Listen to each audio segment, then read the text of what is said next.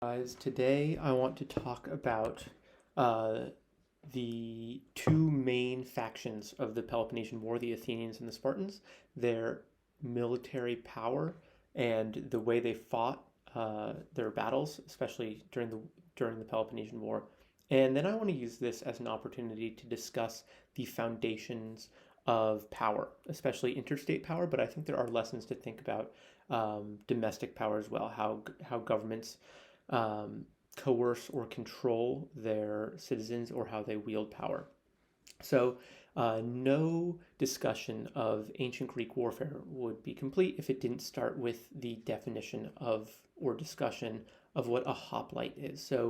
Um, and to start even there, we should talk about the geography of Greece. Greece is a very mountainous region, which means that there are a lot of small city states. This is one of the reasons that ancient Greece is so interesting to learn about and also so fruitful to learn about is because you have such a diversity of small political units. So you have Athens, you have Sparta, but then you have Thebes, Plataea, Corinth, yada, yada, yada. You have all these different city states that are all doing things somewhat differently. So, unlike if you study Asia or the Near East, ancient Egypt, any of these other civilizations that are sprawling and quite large, for example, the Greeks face off against the Persian Empire, which stretches from modern day Turkey to India. In Greece, you don't have that because you have this mountainous terrain, which creates incredible political diversity. So you have the Athenians experimenting with the first democracy. You have Sparta doing whatever the hell it does with a slave state, oligarchy, quasi republic, who knows. Then you have regular oligarchies, tyrannies, monarchies, aristocracies, yeah, whatever, all within a very small area. So it's really cool to study this, where you can see a democracy and an oligarchy and an aristocracy all interacting within a few years, within a few miles. So anyway, the reason I talk about this is that this creates the need for hoplites, and hoplites are heavy infantry. They're named for the hoplon, which is this large round shield.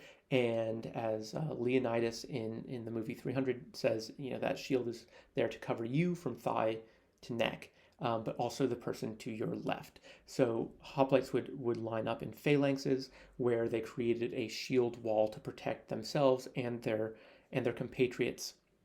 But the reason that the geography means that we have hoplites is that you can't have cavalry, and so you have this creation of hoplites, which also creates a political revolution because hoplites, to arm a hoplite is quite expensive. They're wearing bronze and they're using iron weapons. So in the ancient world and even throughout much of the Middle Ages, soldiers were required or responsible to provide their own weapons and their own armor. And so if you want to have an army of hoplites, you need a relatively large middle class. Poor people cannot supply themselves with what a panoply, a hoplite panoply is: the helmet, the breastplate, the greaves, the shield, the spear, etc. So this is one of the reasons that you have the Athenian democratic revolution, because too many poor people in Athens means that they can't mount an army. This is also why Sparta has a massive slave class, is that in these wars against the Messenians, their neighbors, they at the end of the war, these two 20-year long, awful, bloody wars, where at the end of it, a lot of the Spartan soldiers are like, hey, what did we gain out of this? And so the people in charge of Sparta at the time, aristocrats who were like, oh, we're just going to, take a bunch of land, get rich, whatever, were confronted by the fact that all of their Spartan compatriots were were asking why the hell they had just given 20 years of their life to this really bloody, awful war. And so the Spartan response was to enslave the entire Messenian state and create a massive slave underclass. And that massive state underclass meant that all Spartan men could become professional soldiers, and some of the only professional soldiers in the ancient world. They could devote themselves entirely to the training of hoplite warfare because they had this huge slave state that some people estimate was 7 times larger in population than the Spartan state, and this created a professional army rather than your typical Greek state, which has citizen soldiers who are typically farmers, herders, or any other job, but they would be able to fund their own panoply so that when needed, they could go out and march to war. So with Sparta, it's really interesting and important to notice how they they took the model of the contemporary military style, which is hoplites, and they perfected it, or they made it as efficient as possible. I shouldn't say perfection, given that it's a disgusting slave state, but they made it as efficient as possible, where they pushed a huge class of people into extreme enslavement, so that all of the surplus of their labor, all of the food that the Messenian helots, as they were called, the Messenian helots produced, all of that surplus went to providing the entire Spartan state with enough food that their entire population could become warriors or free citizens. Spartan women were free from the requirements that many women had at that time of economic duress. Instead, they were in charge or free to raise their families, practice music, practice physical exercise, dance, etc. And so you have this winnowing or this narrowing of the economic military relationship or economic military engine that creates the Spartan military, the Spartan army, which is the most powerful one in ancient Greece and potentially the ancient world entirely. When we're talking about around 500 BC, the Spartan army was quite possibly the most powerful military in the world. So this economic military connection, the creation of food in this case, the creation of food, the creation of equipment, arms, and armor, all of this that then supplies the military and makes the military possible. This is the engine beneath interstate power. And I want you to think about this, the economic military engine. In Sparta, it's agriculture and it's the hoplites. Now we're going to go to Athens in a second and also look at that Athenian economic military connection. So when Persia shows up out of the east, they come in, they invade. Many Greek states come together in what's called the Hellenic League, and this is one of the first international organizations where they all join, and the Greek states mutually agree to defend each other in this Hellenic League. After the Persians are defeated and fought back, Sparta was initially the leader of the Hellenic League, and then eventually their king is deposed for corruption, and the Spartans in general are very conservative.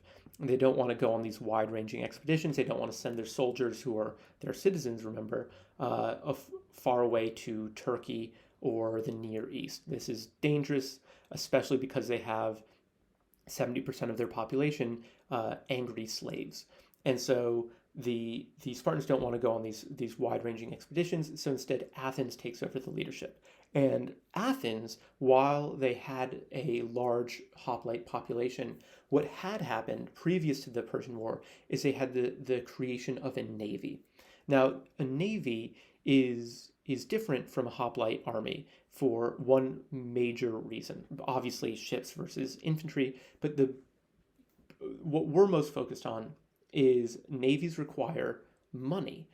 Hoplites require food, sustenance, and supplies, but then they're citizens and they go off on campaign, and then they come back, they harvest their crops. If they're a normal hoplite, or if they're Spartans, they just go back to training.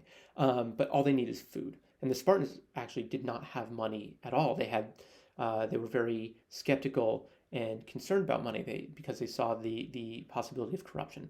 The Athenians were a trading power. They were Athens is built on the coast, and so they had a long history of trade. But they also had these major silver mines at Laurium, and just a few years before the Persians invaded for the second time, about 6 years after the Battle of Marathon, the Athenians discovered a huge new deposit of silver in their territory, and they had a decision to make. Given that they were a democracy, the initial thought was, we'll take all the silver that we have discovered and we're going to divide it up between the citizenry equally. And it was the citizens themselves who were going to vote on this. So you might think, obviously, the Athenians are going to vote in their personal interest and vote themselves all a big fat check, right? This would have made in one fell swoop the Athenians the most, the wealthiest population per capita in the world. But they didn't. And instead, they were convinced by a politician named Themistocles that they could expect that the Persian Empire was going to come back. And so instead of voting themselves money, they voted to spend the money on building a navy. And navies require money for a few reasons. They require the import of wood and sails. They require the employment of skilled professionals to create these boats. And then they also require the paying of the people to actually man the boats. Ancient warships were called triremes. They had 3 levels of oars, and these people would be rowing all day. And there's about 170 people on a trireme at any given point, and they're going to be rowing day in, day out for months at a time, and they need to be paid in wages. And so instead of going on campaign for 1 month, getting enough food and kind of serving your country, they are instead going to be professionals making salaries. And so Athens needed money to man their navy. And luckily for them, they had these silver mines at Laurium. And so they were able to pay a professional navy. And in fact, they hired most of their poorest citizens. They had this overabundance of very poor people without great job prospects who didn't own land, and so they were able to hire these people to be the rowers of the Athenian navy. So unlike a hoplite army, which relies on the middle class to afford and supply their own hoplite armor, you have a lower class navy, which employs the poorest people and pays them in silver wages. So here with Athens, we see the engine of power, the fiscal or economic military relationship is not one of agriculture, but it's actually one of silver that is either mined or taxed from trade that pays for the creation, maintenance, and manning of a navy. And so what we have after the Second Persian War, the Persians are pushed out, they're defeated, and you have the Hellenic League, which is all the states which banded together to fight back the Persians. Athens slowly turns the Hellenic League into an empire.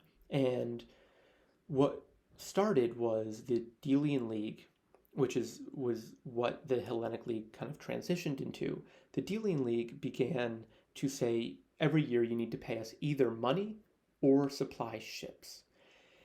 And this was how the Delian League created their navy that they could then range about. And the Delian League was under the control of the Athenian assembly, who elected their main admiral of the Delian League ships. And so you see the Delian League at the very beginning says, you need to give us either silver or ships, the main foundations of power. But over time, a lot of the members of the Delian League didn't want to take on the responsibility of creating or manning these ships. It's a lot of effort, especially if you're a relatively poor nation where you can only supply a few ships at a time. So rather they would tax their citizens and then pay Athens directly in silver. And so Athens is like, fine, we have all the shipwrights we need, we have the people to man the triremes, and you'll just give us the money, we'll create and man the ships. But what this ended up being is it started as a voluntary league to fight back the Persians, and it turned into a coercive empire where the Athenians were getting all the silver, all the money, and then they were the ones in charge of the military power. And then they used this navy to coerce all the members of this league to stay in the league and to maybe give them even more money. And because the league members had not made their own navy and they had instead been giving Athens money, they didn't have any way to fight back against Athens. So it became a self-reinforcing cycle where Athens' powerful navy kept its allies and eventually its subjects in check, and could squeeze the subjects even harder to give them more money to man their ships and to create a larger navy. So with the Spartans, you have the agricultural backbone and hoplite spear, metaphorically speaking. And then with Athens, you have the backbone of silver and of money itself, and the triremes as the military tip. Now, this economic military engine is how states exert or project power. And so when you think about two states trying to communicate with one another, yes, you can send a diplomat to speak to the other person's king or government or assembly, Congress, whatever, but oftentimes the way that two states interact is through war. And it's actually this interesting relationship where war is one of the very few ways, and I'm actually pretty hard pressed to think of many other ways besides the internet, where you have a large body of citizens from one country meeting a large body of citizens from the other country and them actually interacting. Now, obviously, it's bloody and it's not a great way of communication, but it is one way that citizens from two different nations can meet in one place and influence one another, despite it being incredibly bloody. So we have between the Persian Wars, which ended in 479 BC, to the beginning of the Peloponnesian War in 431 BC, you have the perfection and ever-growing efficiency, the honing of Spartan and Athenian power projection. Athens becomes a naval superpower and becomes incredibly adept at drawing money from its subjects and from its own citizens, while Sparta not only does it continue to train its own hoplites and oppress the Messenians for agricultural surplus, but it does coerce or convince a lot of the other land-based powers in ancient Greece to join them. So Thebes, Corinth, and others join Sparta to the point where its land army of hoplites is about 3 times larger than that of Athens, which means that at the dawn of the Peloponnesian War, Sparta is unmatched on land. Athens can't meet Sparta in battle. If it sends out its hoplites, it's going to lose. It's going to lose badly. And when it loses that battle, it's losing its citizens. It's going to lose a large segment of its citizenry. On the other hand, Sparta can't match Athens at sea. Athens is incredibly powerful. It's very dominant. Sparta does not have money, period, right? As I was saying earlier, Sparta is very, very suspicious of money. So I shouldn't say it doesn't have money, period. It does actually have money. Its coins are like 8-foot long iron rods. You're like, WTF. Yeah, that's on purpose. You shouldn't be able to bring money around because the Spartans will think that's going to encourage you to pay people off, to bribe you to seek out money. And so the Spartan coinage is completely impossible to use. One last point that's really important is that Athens has built what's called the long walls. And so Athens built these large walls outside of or surrounding its city, and it goes all the way down to the Athenian port of Piraeus. Now, ancient Greek siege warfare was very limited. Essentially, it didn't exist. If you were trying to besiege a city, they didn't have powerful catapults. They didn't really have battering rams. There was effectively no way for a land-based army to break into a walled city. And so what this means is that to capture a city, you have to starve it out. And if that city, like Athens, is connected to the sea, you can't starve it out because Athens was rich enough that it could just get all the supplies, all the food it needed. And so Athens knew that it could not oppose Sparta on land. And so what it did is, once the war broke out, the Athenians pulled all of their population within the walls, effectively tripling the population of Athens proper, and protected itself by its navy. The Spartans were free to roam and ravage the uh, the plains of Attica, the region that Athens is the capital of, but they couldn't actually do anything to the people because the Athenian navy was free to go about the Aegean Sea, collect food from its allies, and continue to patrol um, unmolested. Meanwhile, the Athenians couldn't really leave the city because the Spartan army was too powerful. So when you have this military mismatch that you have here, you have to think of a different way of attacking the other's power. And so if the militaries can't really, they're too asymmetric and they can't fight against each other. You have to think about the economic way to undercut the other side. And this is really one of the first total wars. Total wars mean the idea of a total war is that your entire citizen body, your entire state, government is focused on winning the war. So previous wars had been, okay, the hoplites would march out, they're angry at each other, they meet for a day of battle. Whoever wins erects a trophy or a statue on the battlefield. They declare victory, and then the other side concedes defeat and says, "Okay, you get a few hundred acres or whatever the fight was about." The Peloponnesian War doesn't have that. There's no way to have a decisive battle that actually brings the other side to its knees, and so both sides they'd never fought anything like this. And so they needed to figure out how to undercut the other side's economic backbone, right? And so again, for Athens, that is the silver mines, that is the tribute of their subordinate states, wherever they get the silver to pay for their fleet. The Spartans, that's the Messenians, and when you think about the end of Sparta, which happens about 30 years after the end of the Peloponnesian War in 371 to 362 BC.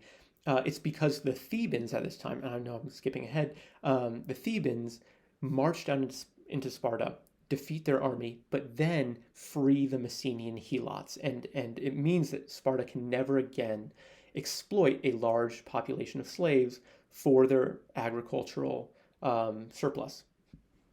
So what ends up happening during this war is that Sparta attacks the economic backbone of Athens in two ways.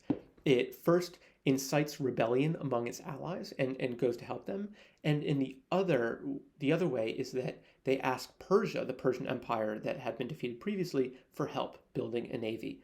And so in this way, the Spartans use Persian silver, Persian money, to compete with Athens at their own game. And by the end, 27 years after it begins, the Spartans have a powerful navy that's able to compete with Athens, and they finally defeat them. But with these total wars, it's all about attacking the ability to go to war. Again, Napoleon says that an army marches on its stomach. That stomach is the economic backbone. It's how you pay for their food. It's how you put them in the field. And it's important to remember that in World War I, Germany wasn't defeated on the battlefield. It was defeated at home. The British had embargoed the entire continent and did not let food come into the German Empire. And so when the war ended, Germany had borders that were maybe twice as big as they were when they began. They had conquered a huge amount of territory in the east, and they were still on Belgian territory in the west, if not French territory. So they thought they were winning. Indeed, this is part of Hitler's whole thing. Is like, we won World War I. We just got stabbed in the back by Jews and capitalists and whatever. But it was because of that British blockade that undercut Germany's ability to wage war when its citizens could not feed themselves, when they were starving.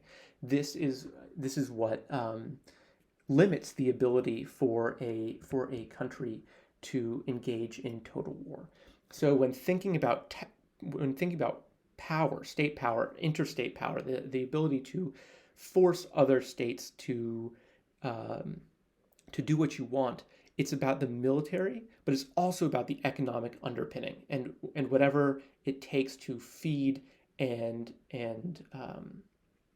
allow your military to march around and to force the other states into submission. Thank you.